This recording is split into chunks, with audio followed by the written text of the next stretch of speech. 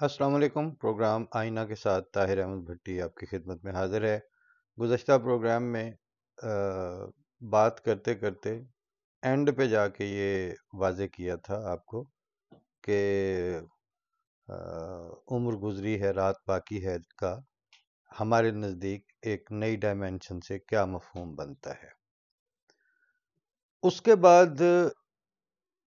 یہ حصہ اس وقت واضح کرنا رہ گیا تھا اور ابھی بھی اس پہ بات ہو سکتی ہے۔ اس وقت دنیا بنیادی طور پر دو بیسک کیٹیگریز میں جا رہی ہے۔ آگے ان کی مزید فردر آپ کر لیں تقسیم در تقسیم تو وہ ایک الگ چیز ہے۔ ایک ہے کہ جو خدا تعالیٰ کو اپنی زندگی اور اپنے معاملات میں ناگزیر سمجھتے ہیں اور اس ناگزیریت سے ان کا ایک ایمان اور ایقان پیدا ہوتا ہے، جس کے نتیجے میں وہ اپنے ایمان کا احسان خدا تعالیٰ پر نہیں دھر رہے ہوتے، بلکہ ایک شکر کی کیفیت میں ہوتے ہیں کہ ہمیں یہ عرفان نصیب ہوا کہ اپنے پیدا کرنے والے کو ہم نے پہچان لیا اور مان لیا۔ ایک دوسرا ان کے بالمقابل طبقہ ہے انسانوں ہی کا طبقہ، جو اسی فضا میں سانس لیتا ہے، اسی روشنی اور بادل اور دھوپ اور گرمی اور سردی کو اسی طرح سے محسوس کرتا ہے، انجوائے بھی کرتا ہے۔ ہر لحاظ سے وہ اسی انوائرمنٹ کا حصہ ہے۔ لیکن پہلے نمبر پر تو انہوں نے یہ سمجھا کہ اس کی ضرورت ہی کیا ہے۔ دوسرا، اگر بعض نے کچھ نہ کچھ سر پھٹول ٹامک ٹوئیاں ماری بھی، تو جہاں جا کے ان کو تھوڑا سا ایک مشکل اور ایک طرح سے ایسا آگے سے پوائنٹ آیا کہ جہاں انہوں نے سمجھا کہ انہوں رہ نہیں دیو، اس کے بعد انہوں نے یہ فیصلہ کر لیا کہ نہیں، کوئی خدا نہیں ہوتا اور کوئی ہمیں اس پہ ایمان رکھنے کی ضرورت نہیں ہے۔ اور انبیاء کو انہوں نے اس زمانے کے ذرا ذہین اور آؤٹ سٹینڈنگ شخصیات قرار دے دیا، اور مذہب کو ایک ڈھکوسلا اور ایک افیون قرار دے دیا جو لوگوں کو پیروکار بنانے کے لیے کھلائی جاتی ہے۔ ریلیجن انسانیت کی ترقی میں، ان کے شعور کی بلندی میں، ان کے ویژن کی کلیئرٹی میں ان کے نزدیک کوئی کردار ادا نہیں کرتا، بلکہ نہ صرف یہ کہ اس کا کوئی کردار نہیں ہے، اس میں اپنے تھاٹ انورٹڈ کاماز میں ترقی کرتے کرتے وہ بالآخر یہ کہتے ہیں کہ نہ صرف یہ کہ اس کا کوئی پازیٹیو رول نہیں ہے، بلکہ انتہائی نیگیٹو رول اس نے پلے کیا ہے۔ اور مذہب نہ ہوتا تو یہ لڑائی نہ ہوتی، وہ لڑائی نہ ہوتی، ایسا نہ ہوتا، فلاں جنگیں نہ ہوتی، انسان کے دشمن نہ ہوتا۔ یہ کہانیاں پوری کی پوری سویپنگ سٹیٹمنٹس دے دے کے وہ بھی زندہ ہیں۔ ان دو میں سے عام طور پر جب انسان کہیں نیوٹرل گراؤنڈ پہ کھڑا ہو، اس نے اس میں سے انتخاب کرنا ہے کہ میں نے اس میں جانا ہے یا اس میں جانا ہے۔ مجھے خدا تعالیٰ اس کائنات کا خالق اور مالک میری اپنی پیدائش سمیت ناگزیر طور پر تسلیم ہے، یا یہ کہ میں بھی خود سے ہوں اور یہ سارا نظام بھی خود سے ہے، اور یہ ایک بایولوجیکل میس ہے جو ایک دفعہ ہلتا جلتا ہے، پھر اٹھ کے چلنا شروع کر دیتا ہے، پھر وہ لڑتا جھگڑتا ہے، پھر وہ ایک کلائمیکس کو پہنچتا ہے، پھر بڈھا ہوتا ہے، پھر مر جاتا ہے، اور پھر اس کو کوئی باقی بایولوجیکل میسز اکٹھے ہو کے اس کو یا آگ لگا دیتے ہیں یا دفن کر دیتے ہیں۔ ان دو دھڑوں میں آگے پھر فردر تقسیمیں ہیں، لیکن جو ماننے والوں کی تقسیم ہے، جو ماننے والوں کا دھڑا ہے، اون کر لینے والوں کا، ان میں سے ہر زمانے میں، ہر دور میں ایک کلیئرٹی کے ساتھ، ایک پوری شفاف نظر کے ساتھ یہ گواہی دینے والے کہ میں خدا تعالیٰ کو اس طرح دیکھ رہا ہوں جیسے آمنے سامنے بیٹھے ہوئے، بلکہ اس سے بھی بڑھ کر کہ جو آمنے سامنے والے ہیں اس میں شاید مجھے شک ہو۔ یہاں پہ میں ایک چھوٹا سا آپ کو واقعہ سنا دیتا ہوں۔ ایک یعنی مجھے شوق رہا ہے کہ جن بزرگوں کے بارے میں مجھے تھوڑا شنید ہو، کہیں دیکھے ہوں، پھر ذرا فاصلے سے دیکھے ہوں، تو ان کو جا کے قریب سے مل لینا، جا کے ان سے ملاقات کرنی، اور جو کچھ ان کے پاس ان کے تجارب کی صورت میں ہے وہ ایکسٹریکٹ جو ہے وہ لینا بطیب خاطر اور شوق سے۔ اسی طرح ایک وہاں ربوہ میں مرزا مجید احمد صاحب مرحوم ہوتے تھے، صاحبزادہ مرزا مجید احمد صاحب، جو حضرت صاحبزادہ مرزا بشیر احمد صاحب رضی اللہ تعالیٰ عنہ کے صاحبزادے تھے، اور ہم نے ابتدا میں ان کو دور دور سے دیکھا ہوا تھا۔ وہ ایک کراس باڈی پاؤچ سا پہن کے آتے تھے بازار میں، اور کہیں نوید جنرل سٹور سے یا کسی بھی جگہ سے جو انہوں نے ایک دو چیزیں لینی ہے، شاپنگ کرنی ہے، وہ کر کے تو پھر اپنی اسی سائیکل پہ واپس روانہ ہو جاتے تھے۔ گھنگریالی داڑھی تھی، گورے چٹے سے تھے ہی۔ ہم سے پہلے وہ ٹی آئی کالج کے اساتذہ میں شامل تھے، مگر ہم نے ان کو پڑھاتے ہوئے نہیں دیکھا، نہ ان کے ہم اسٹوڈنٹ رہے۔ یہ جو دور دور کا تعارف اپنا خلافت لائبریری کے ریگولر آنے جانے والے تھے،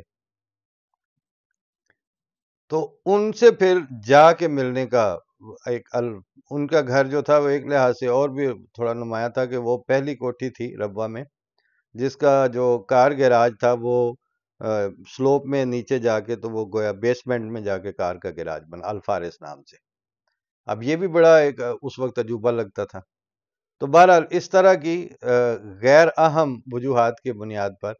ہم نے ان سے بھی جا کے کہا کہ جی ملنے آئے ہیں، تو ہاں وہ بیٹھ گئے ملنے کے لیے۔ پھر ظاہر ہے وہ جو شربت کا گلاس اور اس کے ساتھ چھوٹی چھوٹی باتیں، اس کے بعد اگلے بزرگ بھی پھر طے کر لیتے ہیں کہ اس سے مزید بات کرنی ہے نہیں کرنی، کتنی کرنی ہے، کیا بتانا ہے کیا نہیں بتانا۔ اس دورانیے میں انہوں نے ایک بات مجھے بتائی تھی کہ میں جب گورنمنٹ کالج لاہور میں تھا تو ابا جان کو میں نے آ کے ایک دن کہا، یعنی مرزا بشیر احمد صاحب جو حضرت بانی جماعت احمدیہ کے صاحبزادے تھے اور خود بھی گورنمنٹ کالج لاہور کے پڑھے ہوئے، وہیں سے ایم اے کیا تھا۔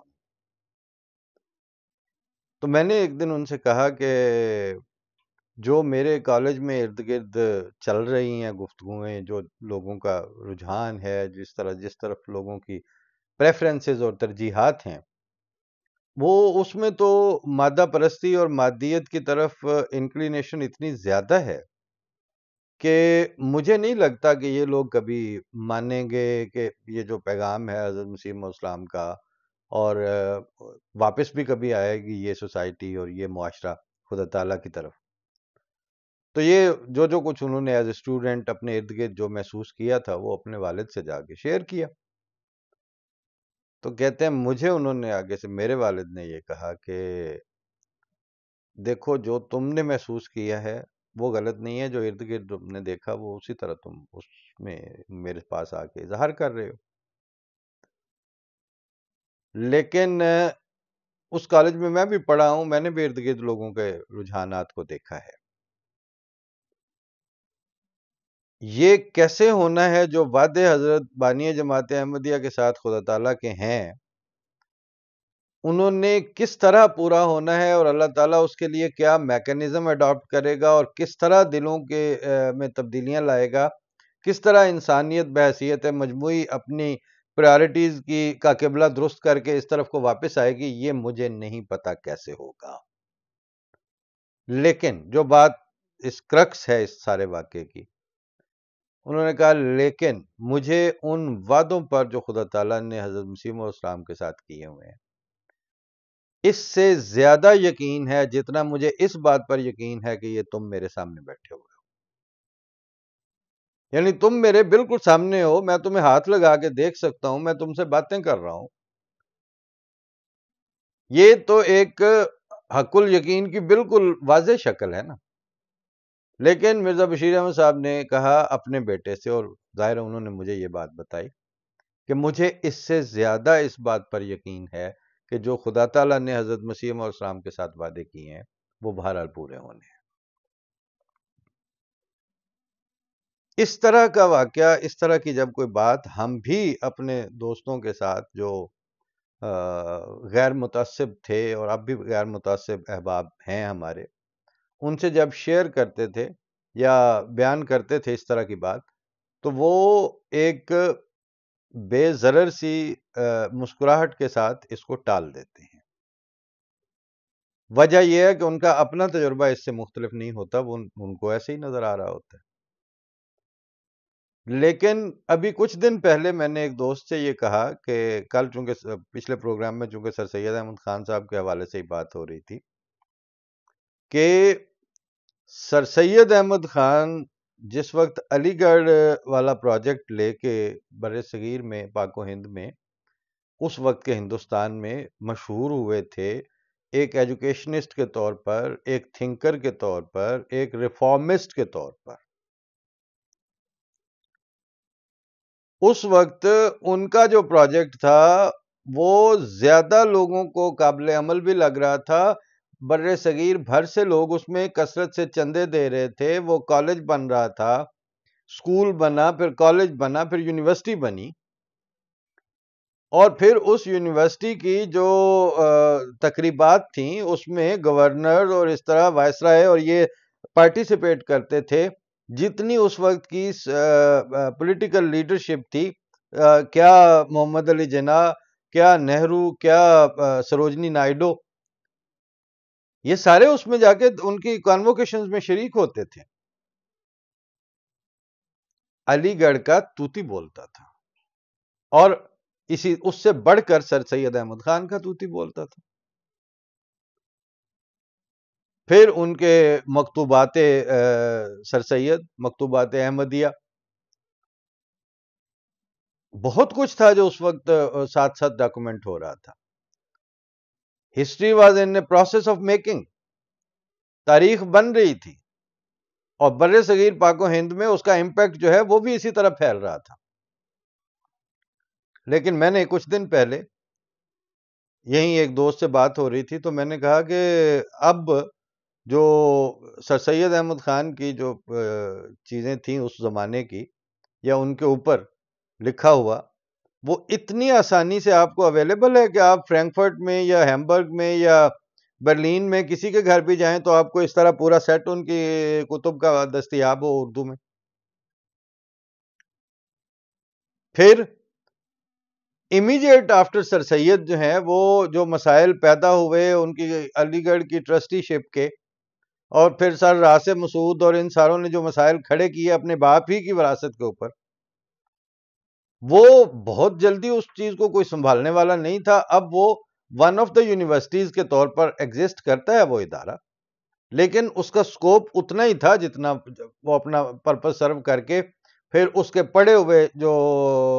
لڑکے تھے وہ سینئر بیوروکریٹس کے طور پر، یا اچھا انہوں نے دنیا میں رول پلے کیا، اب وہ بھی گئے، فوت ہو گئے۔ تو اب یعنی اس کا جو ایک کوئی آفاقی کردار ہے وہ دکھائیں کیا ہے۔ لیکن جو اس وقت دعا کو ناقابل عمل قسم کا ایک فلسفہ قرار دینے والے سر سید احمد خان تھے، ان کے بالمقابل جس نے یہ کہا کہ وہ جو عرب کے بیابان میں ایک ماجرا گزرا، اس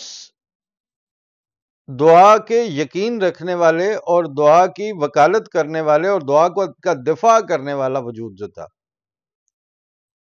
اس کے ماننے والے اب آپ کو 220 ملکوں میں بیٹھے ہوئے نظر آئیں گے۔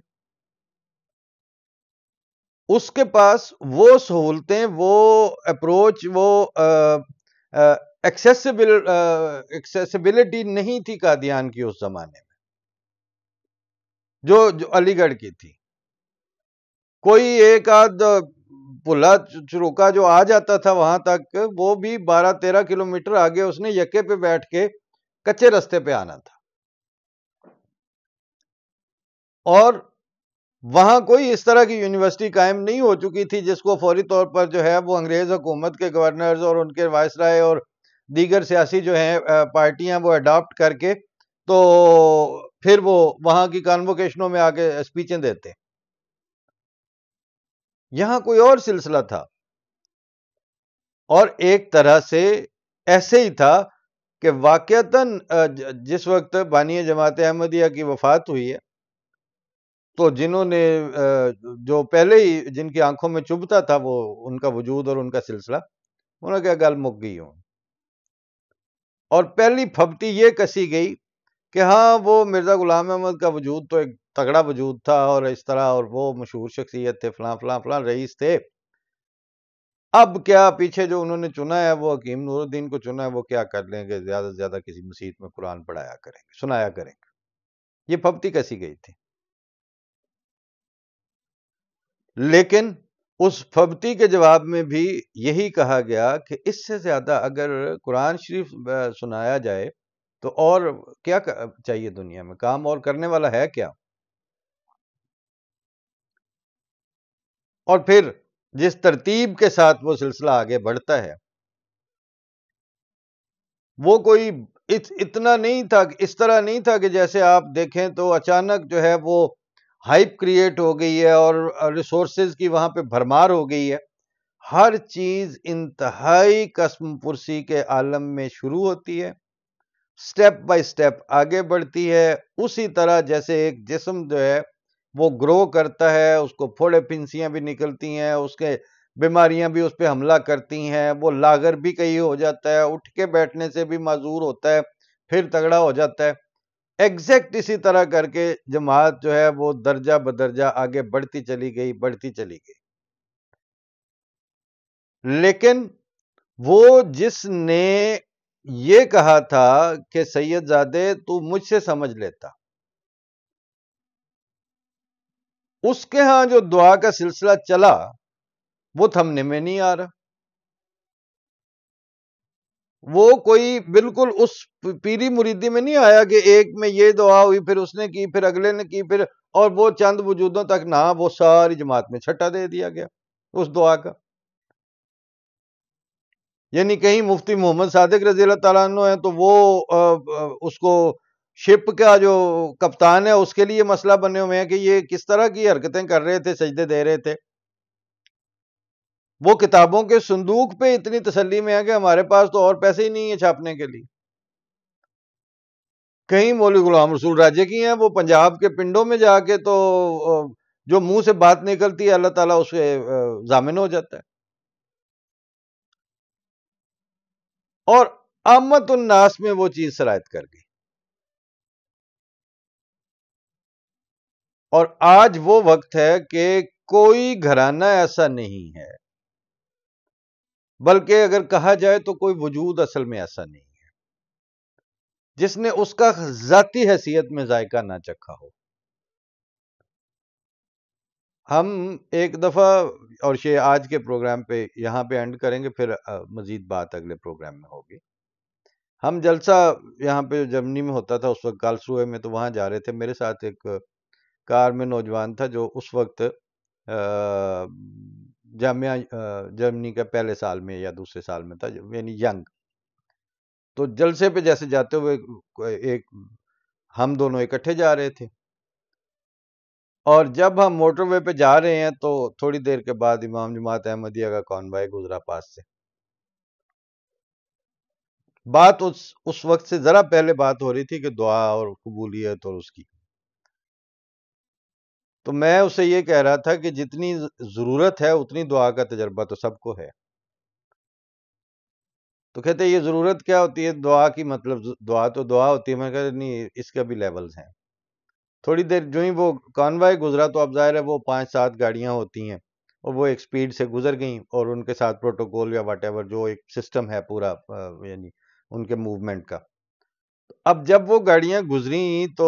میں نے اس کو کہا کہ دیکھو یہ جس کانوائے میں یہ جا رہے تھے حضرت صاحب،